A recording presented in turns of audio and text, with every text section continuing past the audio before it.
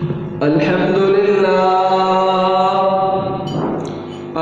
لله وكفى والصلاة والسلام على من لا نبي بعده أما بعد فأعوذ بالله من الشيطان الرجيم بسم الله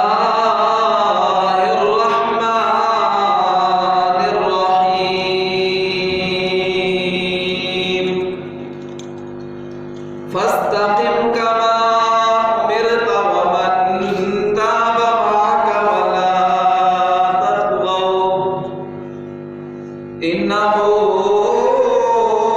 بما تعملون بصير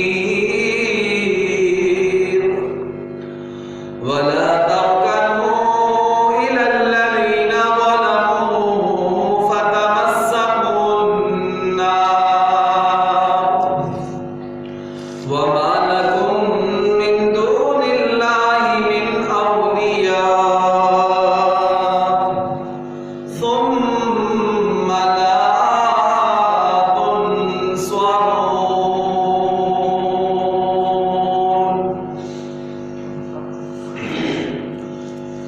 وقال النبي صلى الله عليه وسلم اتقي دعوة المظلوم.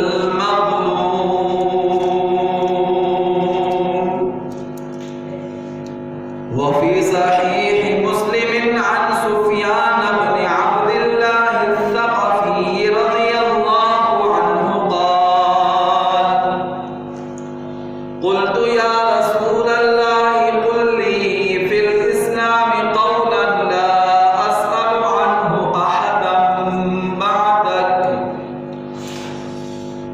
قال قل آمنت بالله ثم استقم. وروى الدارمي وابو محمد في مسنده عن عثمان بن حاضر الأزدي قال دخلت على ابن عباس رضي الله عنهما فقلت أوصني فقال نعم عليك بتقوى الله والاستقامة اتبع ولا تبتدع.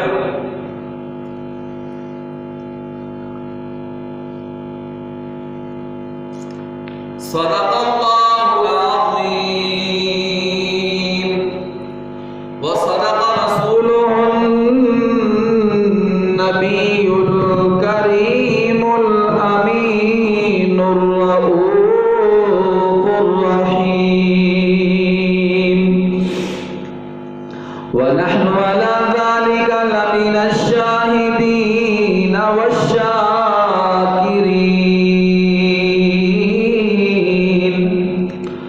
والحمد لله رب العالمين.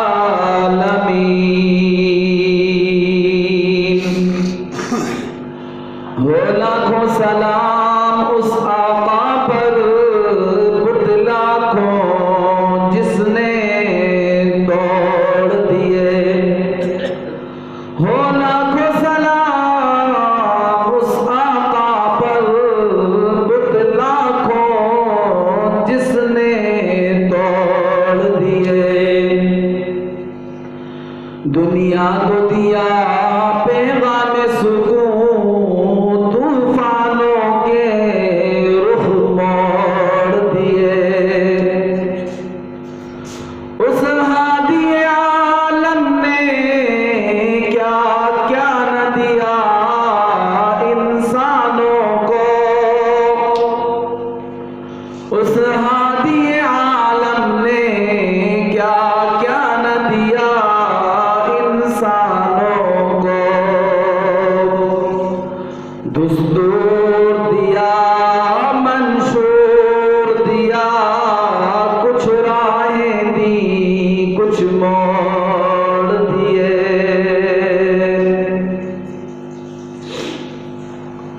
اذان تو اب بھی ہوتی ہے مسجد کی فضا میں اے انور. اذان تو اب بھی ہوتی ہے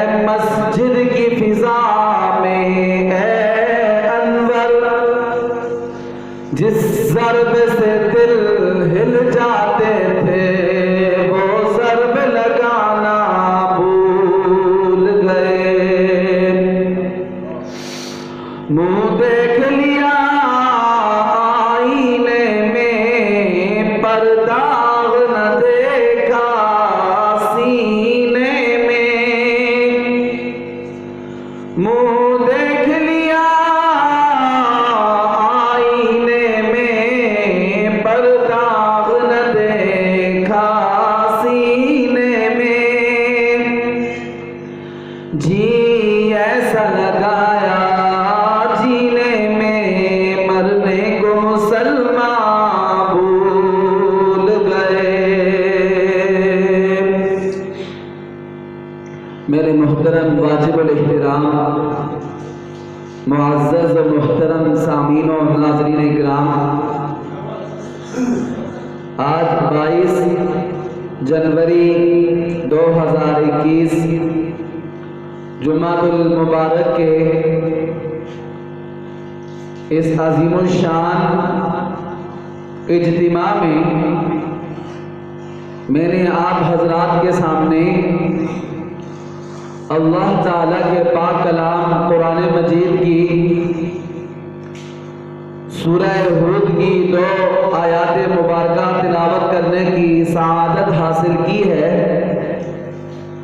اور اپنے پیارے نبی حضرت محمد مصطفیٰ صلی اللہ علیہ وسلم کی احادیث مبارکہ میں سے 2 احادیث مبارکہ پڑھنے کی سعادت حاصل کی ہے۔ ان آیات و احادیث کی روشنی میں آج آپ کے سامنے اس بات کو بیان کروں گا کہ قرآن پاک کی وہ کون سی سورت ہے اور اس سورت کی کون سی آیت ہے جس کے بارے میں میرے اور آپ کے پیارے نبی صلی اللہ علیہ وسلم نے ارشاد فرمایا کہ مجھے اس سورت نے اور اس جیسی دوسری سورتوں نے بوڑھا کر دیا ہے، میرے بال مبارک سفید ہو گئے ہیں، اور اس کے ساتھ ساتھ میں آپ کے سامنے اس بات پر روشنی ڈالوں گا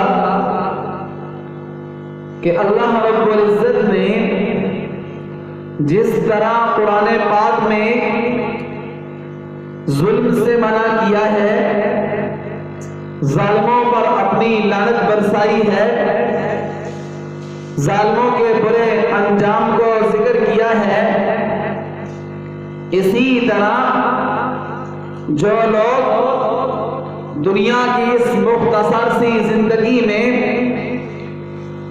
ظالموں کے ساتھ اٹھتے بیٹھتے ہیں، ظالموں کا ساتھ دیتے ہیں، ظالموں کے ظلم پر خاموشی اختیار کرتے ہیں، ان کا بھی اللہ رب العزت نے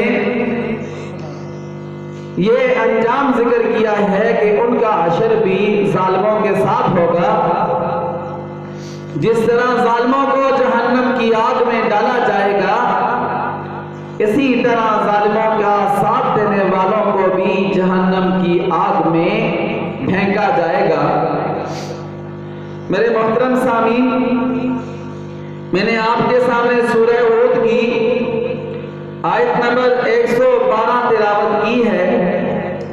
اس میں اللہ رب العزت فرماتے ہیں فَاسْتَقِمْ كَمَا أُمِرْتَ وَمَنْ تَابَ مَعَكَ وَلَا تَطْغَوْا۔ پیارے نبی جی، آپ استقامت اختیار کریں۔ استقامت کہتے ہیں کسی چیز کو بالکل سیدھا کھڑا کر دینا، نہ وہ دائیں جھکے نہ بائیں جھکے، نہ آگے جھکے نہ پیچھے جھکے، اسے لغت میں استقامت کہا جاتا ہے۔ اور دین میں استقامت اس کو کہا جائے گا کہ جو ہمارا دین ہے، جو مجموعہ ہے عقائد کا، عبادات کا، معاملات کا، معاشرت کا، اخلاق کا، یہ جتنے بھی دین کے شعبے ہیں، ان سارے شعبوں کو انسان ایسے قائم کرے، ایسے ان پر عمل کرے کہ کسی ایک شعبے میں بھی ادنا سا بھی جھکاؤ اس میں نہ پایا جائے، کسی ایک شعبے میں بھی دین کے شعبے میں کمی کوتاہی نہ کرے۔ اسے کہا جائے گا کہ یہ شخص اس نے دین پر استقامت اختیار کی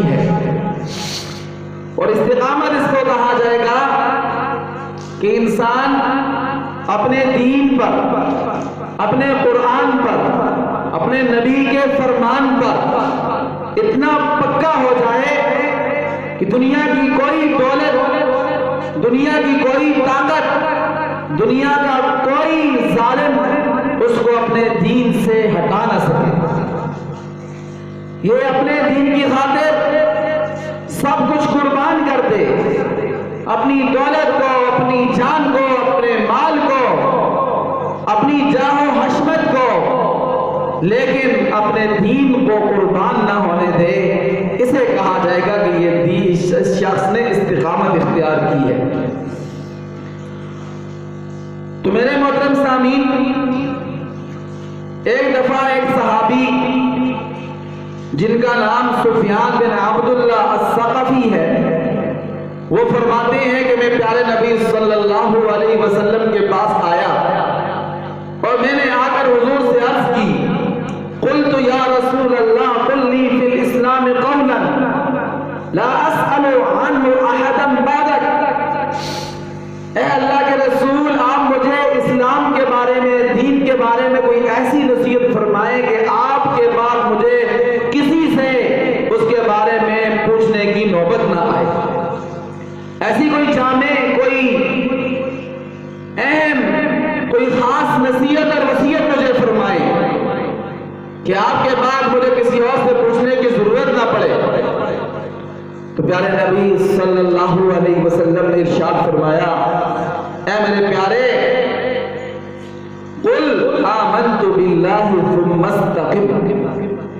نصیحت میری یہ ہے کہ تو اپنی زبان سے یہ کہہ کہ آمنت باللہ، میں اللہ پر ایمان لایا، میں نے اللہ کو وحدہ لا شریک مانا، میں اللہ کے ساتھ کسی کو شریک نہیں ٹھہراتا ہوں، اور میں اپنے پیارے نبی حضرت محمد مصطفیٰ سب کہتے ہیں صلی اللہ علیہ وسلم پر ایمان لایا، ان کو اپنا نبی تسلیم کیا، انہیں اللہ تعالیٰ کا آخری نبی مانا۔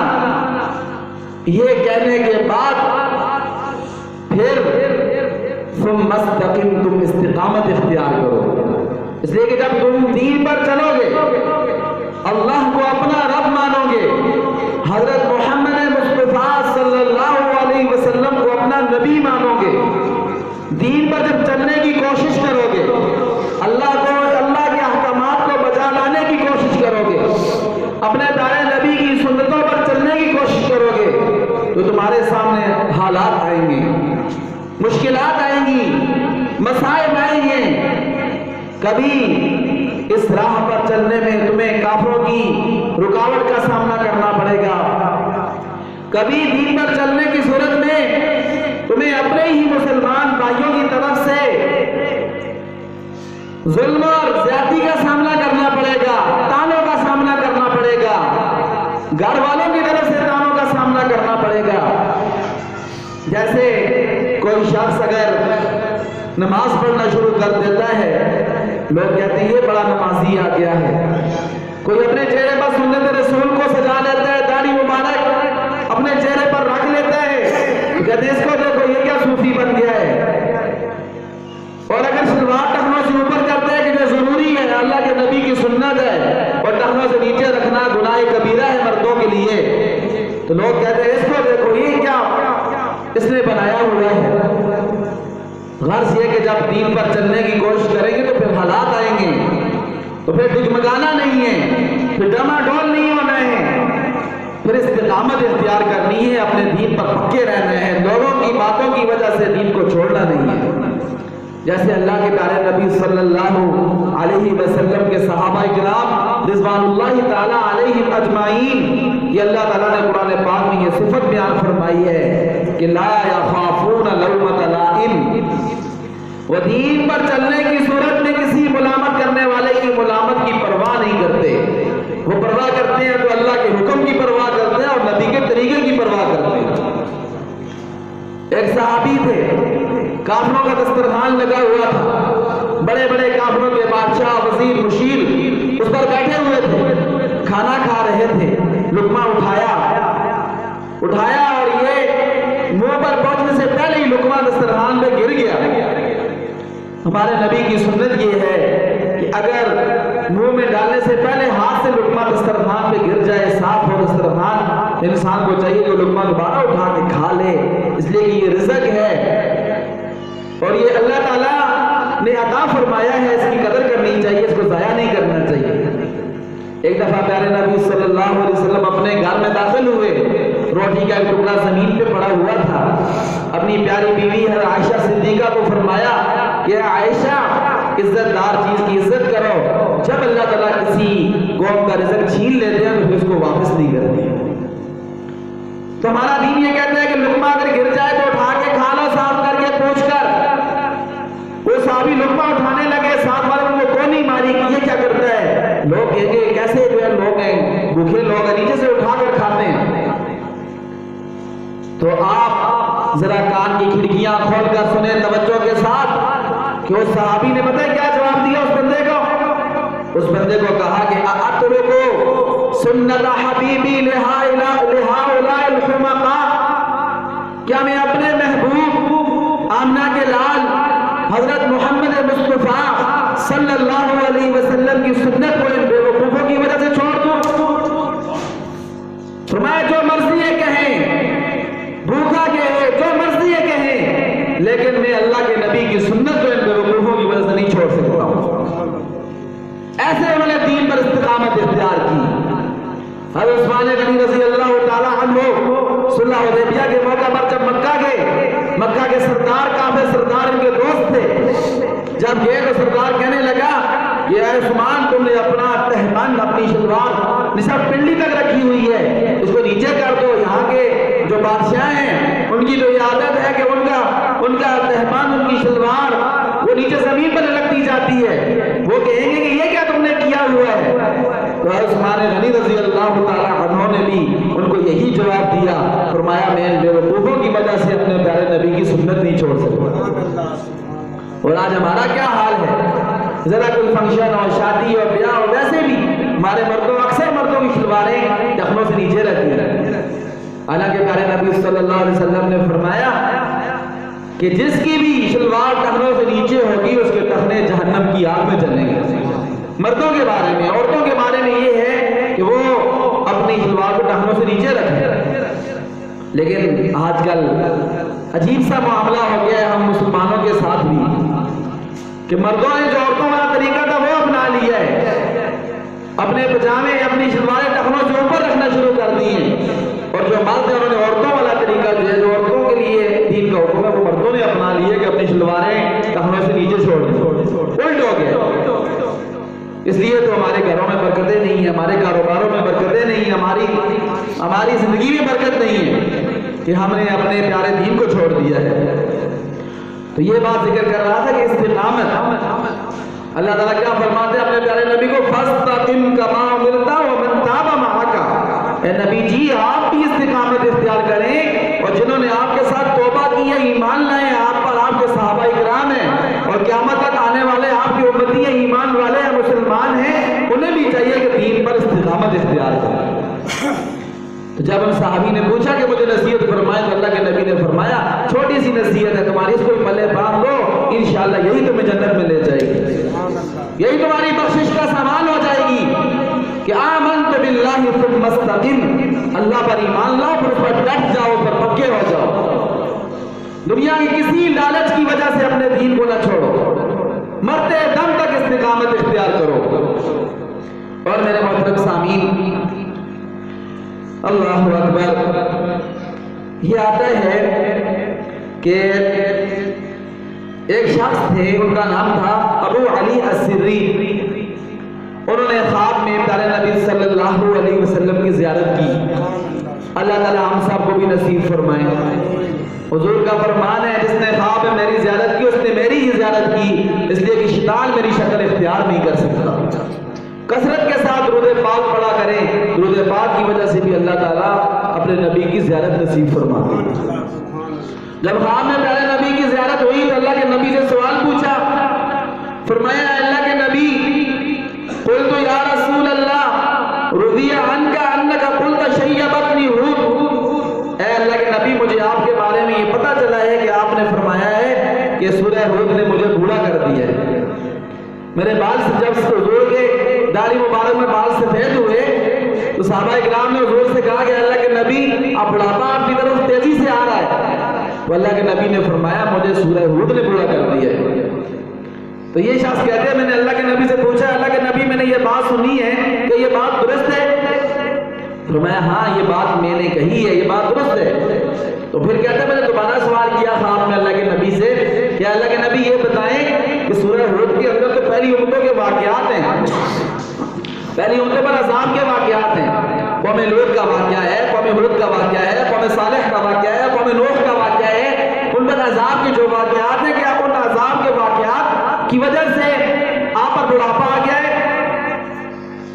فرمایا نہیں, بلکہ سورہ ہود کی جو آیت ہے فاستقم کما امرت, اس آیت نے مجھے بوڑھا کر دیا. اس لیے کہ اللہ تعالیٰ اس آیت میں پتہ کیا فرماتے ہیں؟ فرماتے ہیں پہلے نبی جی جیسے آپ کو اللہ نے حکم دیا ویسے استقامت اختیار کریں. اب اللہ کی شان کے مطابق اور اللہ کے فرمان کے مطابق جیسے اللہ نے حکم دیا ویسے ہو بہو دین پر استقامت اختیار کرنا. اس وجہ سے اللہ کے نبی فرماتے ہیں کہ میری داڑھی میں بال جو سفید ہو گئے. فاستقم کما امرت ومن تاب معك ولا تطغوا, اور فرمایا کہ اے ایمان والو حد سے تجاوز نہ کرو. جو اللہ نے تمہارے لیے حدود مقرر کی ہوئی ہیں, خامد ہے تو اس کے لیے بھی حدود ہیں, بیوی ہے تو اس کے لیے بھی حدود ہیں, باپ ہے تو اس کے لیے بھی اللہ نے ایک حد مقرر کی ہے, بیٹا ہے بیٹی ہے تو اس کے لیے بھی اللہ نے ایک حد مقرر کی ہے, کاروبار ہے لین دین ہے معاملات ہیں, اللہ تعالیٰ نے ایک حد مقرر کی ہوئی ہے تو اس حد سے آگے نہیں جانا ہے. دین کے بارے میں اللہ فرماتے ہیں ولا تطغوا, تم اللہ کی مقرر کی ہوئی حد سے تجاوز نہ کرنا.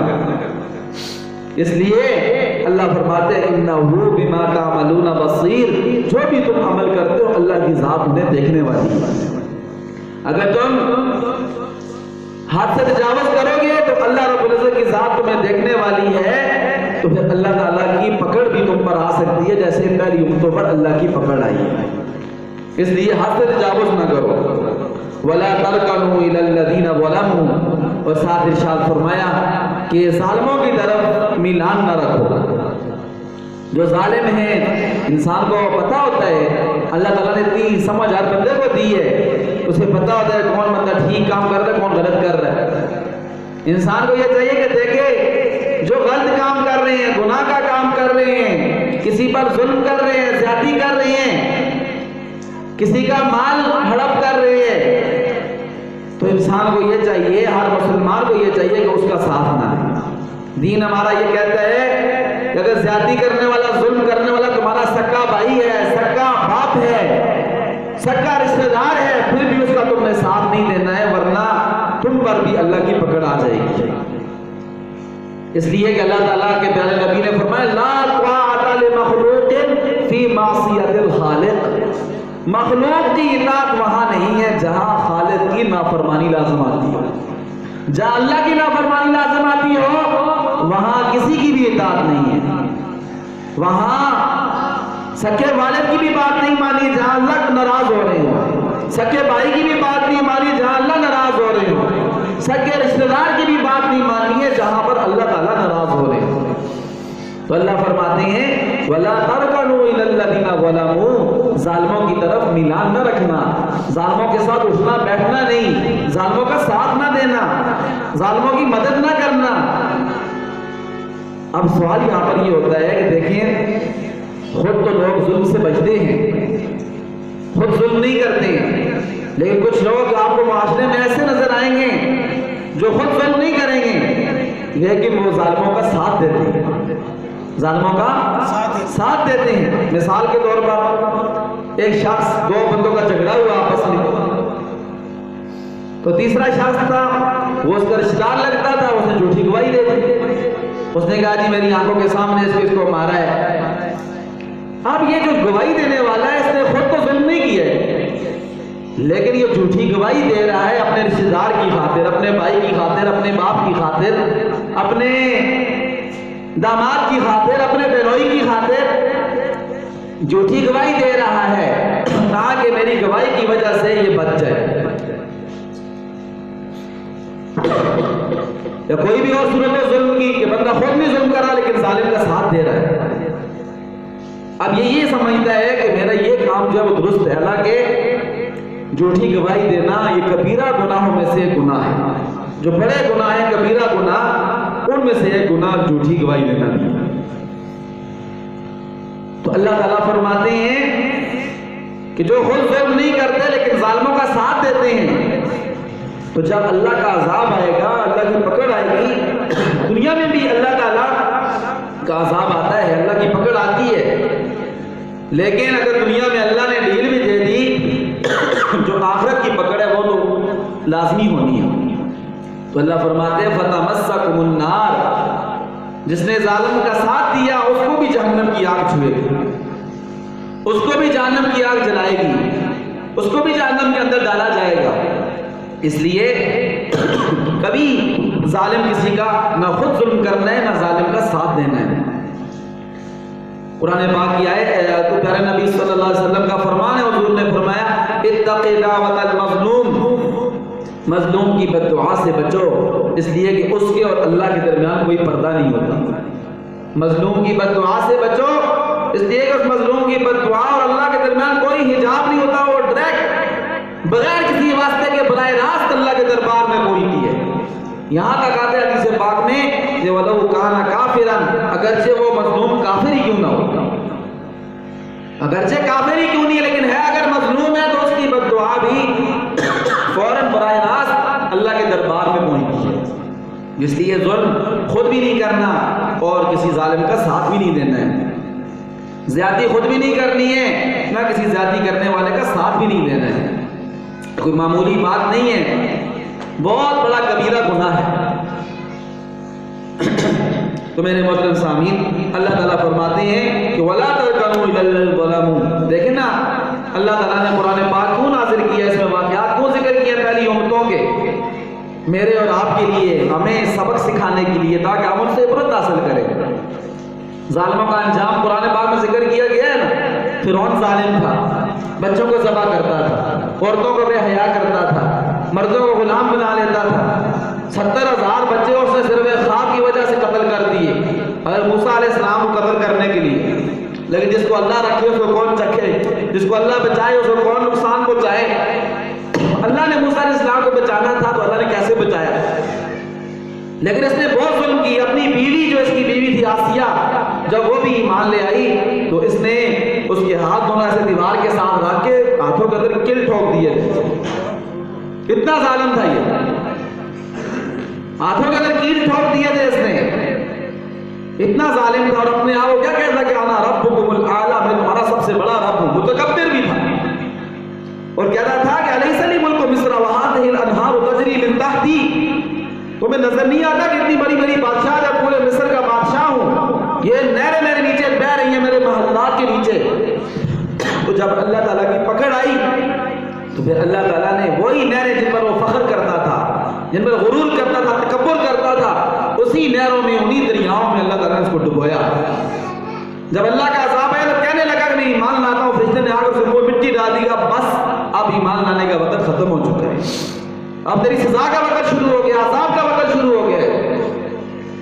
نمرود جو اپنے آپ کو رب کہتا تھا، خدا کہتا تھا، حضرت ابراہیم علیہ السلام کا مقابلہ کرتا تھا، حضرت ابراہیم علیہ السلام کو اس نے آگ میں پھینک دیا۔ تو جب اللہ تعالیٰ کی پکڑ آئی نا اس ظالم پر، ایک لنگڑے مچھر کے ذریعے اللہ تعالیٰ نے اس کو پھر اپنا عذاب نازل کیا اس پر۔ ناک کے ذریعے دماغ میں مچھر گھس گیا تھا، لوگوں کو کہتا تھا کہ جب آؤ تو میرے آگے سجدہ کرو۔ جب مچھر اللہ نے اس کے دماغ میں گھسایا تو پھر کہتا تھا جو بھی آئے میرے سر پر ایک چھتر مارے میرے سر پر، تاکہ مچھر تھوڑا سکون میں بیٹھے تو مجھے سکون حاصل ہو تھوڑا سا۔ اللہ نے ایسے پھر اس کے ظلم کی سزا اس کو دی۔ قارون جس کو اپنے مال پر بڑا فخر تھا، موسیٰ علیہ السلام کی قوم کا تھا، موسیٰ علیہ السلام نے اسے کہا کہ اللہ نے تمہیں مال دیے، اس مال سے زکوٰۃ نکال، اس مال سے اللہ کے حقوق ادا کر، یہ اللہ کی امانت ہے تیرے پاس۔ کہتا تھا کون اللہ ہوتا ہے، کون اللہ کا رسول ہوتا ہے، اور کون زکوٰۃ کیا چیز ہوتی ہے؟ کہتے ہیں کوئی اللہ تعالیٰ نے نہیں دیا ہوا مجھے، کہتا ہے انما اوتیتہ علی علم عندی، یہ تو میرا ذاتی کمال ہے، میں بڑا کمال والا ہوں، میں بڑا چلاک ہوں، میرا دماغ بڑا تیز ہے، یہ سارا مال تو میں نے خود کمایا ہے۔ نہیں دیا، جبکہ ایک ایمان والے کا یہ عقیدہ ہونا چاہیے کہ میرے پاس جو کچھ بھی ہے یہ اللہ کا ہے، میرا مال، میری جان، میری اولاد، میرا سب کچھ میرے اللہ کا ہے، میرا اپنا ذاتی کچھ نہیں ہے۔ جو اللہ نے مجھے عطا فرمایا ہے وہ بھی میرے اعمال کی وجہ سے نہیں دیا ہے، اللہ نے مجھے اپنے فضل سے، اپنی رحمت سے عطا فرمایا ہے۔ اسی لیے تو کہتے ہیں نا کہ خودکشی کرنا حرام ہے۔ کیوں حرام ہے؟ یہ جان ہماری نہیں ہے، جان اللہ کی ہے، اللہ نے جو ہمیں دی ہے یہ امانت ہے ہمارے پاس۔ اس لیے کہتے ہیں نا کہ اپنا مال چاہے تمہارے پاس حلال کا ہی کیوں نہیں ہے، تم ان کو ڈوموں پر، مراسیوں پر، ناچ گانے والوں پر، میوزک والوں پر، ناچنے کودنے والوں پر، ڈھول ڈمکوں پر تم اس کو خرچ نہیں کر سکتے، کرو گے کہ تمہیں اس کا حساب دینا پڑے گا اللہ تعالیٰ کو۔ بندہ تو کہتے ہیں پیسے تو میں نے خود کمائے ہیں، خرچ کیوں نہیں کر سکتا؟ اس لیے کہ پیسے تم نے کمائے ہیں، لیکن پیسوں کا حقیقی مالک تو نہیں ہے، حقیقی مالک اللہ تعالیٰ ہے۔ یہ تمہارے پاس جو اللہ نے دیے ہیں، اللہ نے امتحان کے لیے تمہیں دیے ہیں۔ تو قارون کہنے لگا یہ میں کیوں زکات دوں اور کیوں خرچ کروں اس سے اللہ کے نام پر، یہ مال تو میرا اپنا ہے۔ پھر جب اللہ تعالیٰ کا عذاب آیا تو اللہ تعالیٰ فرماتا ہے قرآن پاک میں فَخَسَفْنَا بِهِ وَبِدَارِهِ الْأَرْضِ، ہم نے اس کو زندہ زمین کے اندر دنسا دیا۔ اور صرف قارون کو نہیں دنسایا، جو اس مال پر وہ فخر کرتا تھا، جس مال کے خزانوں کی کنجیاں ایک بہت بڑی جماعت اٹھاتی تھی، اللہ نے اس سارے خزانوں کے سمیت زمین کے اندر اس کو دنسا دیا۔ کیوں؟ اس لیے کہ مجھے اور آپ کو سبق سکھانے کے لیے تم بھی اگر ظلم کرو گے اور اگر لوگوں کا حق یا اللہ کا حق دباؤ گے اور ادا نہیں کرو گے تو تمہارے اوپر بھی اللہ کا عذاب آ سکتا ہے، ہم پر بھی آ سکتا ہے۔ ہم کوئی اللہ کے رشتہ دار نہیں ہیں، اللہ کی کسی کے ساتھ نہ دشمنی ہے نہ دوستی ہے۔ اللہ کا دوست وہ ہے جو اللہ کا فرمانبردار ہو اور نبی کا طریقے پر چلنے والا ہو، اور وہ اللہ کا دشمن ہے جو اللہ کا نافرمان ہے اور نبی کے طریقے سے ہٹ کر زندگی گزارنے والا ہے۔ تو میرے محترم سامعین، آج کا درس وقت پورا ہو گیا ہے۔ آج کے درس کا خلاصہ یہ ہے، پہلی بات تو یہ ہے کہ ہمیں اپنے دین پر استقامت اختیار کرنی ہے، دین پر استقامت اختیار کرنی، چاہے ہمارا عقیدہ ہو، عبادات ہو، معاملات ہو، معاشرت ہو، اخلاق ہو، ہم نے دین سے ہٹ کر اس پر نہیں چلنا ہے۔ اپنا سب کچھ قربان کر دینا ہے لیکن اپنے دین کو قربان نہیں کرنا ہے۔ یہ نہ تھوڑے سے پیسوں کی خاطر اپنا ایمان بیچ دیں، تھوڑی سی دکانداری کی خاطر، کام کاروباری خاطر ہم اپنی نماز قربان کر دیتے ہیں، کہتے ہیں نماز پھر پڑھ لیں گے، پہلے پیسے ہاتھ چلے جائیں گے، دکان بند نہیں کرتے اس لیے گاہک چلا جائے گا، نماز جاتی تو جائے۔ صحابہ کرام کے بارے میں یہ فرماتے ہیں کہ انہوں نے ایسا کیا ہوا تھا کہ دین کو اپنے دل میں بسایا ہوا تھا اور دنیا کو اپنے ہاتھ پہ رکھا ہوا تھا، ہتھیلی پر۔ جب دین کا تقاضا آتا تھا تو ہتھیلی سے دنیا کو پھینک دیتے تھے، دین پر عمل کرتے تھے۔ اور آج کل ہم نے کیا کیا ہوا ہے؟ ہم نے دنیا کو اپنے دل میں بسایا ہوا ہے، دل کے اندر، اور دین کو اپنے ہاتھ پہ رکھا ہوا ہے، ہتھیلی پہ۔ جب کوئی دین کا تقاضا آتا ہے، دنیا کا تقاضا آتا ہے، ہم دین کو پھینک دیتے ہیں اور دنیا پر عمل کرتے ہیں۔ اللہ تعالیٰ ہمیں ہدایت نصیب فرمائے۔ تو پہلی جو چیز ہے وہ اپنے دین پر استقامت اختیار کرنی ہے، کوئی کمپرومائز نہیں کرنی، نہ اپنے عقیدے پر اور نہ اپنے نبی کے پیارے طریقے پر اور نہ اللہ کے حکم پر۔ اور دوسرا جو سبق آج کے درس سے ہمیں یہ ملتا ہے کہ ہم نے خود بھی کسی پر ظلم نہیں کرنا اور کسی بھی ظالم کا، چاہے وہ ہمارا سکا رشتہ داری کیوں نہ ہو، اس کا ساتھ نہیں دینا ہے۔ اس لیے کہ ظالموں کا بھی برا اثر ہوا اور ظالموں کا ساتھ دینے والے جو ان کا بھی دنیا میں ہی برا اثر ہوا ہے اور آخرت میں بھی، دونوں پر اللہ تعالیٰ کا عذاب نازل ہوگا۔ اللہ تعالیٰ ہمیں سمجھنے کی، عمل کی توفیق عطا فرمائے۔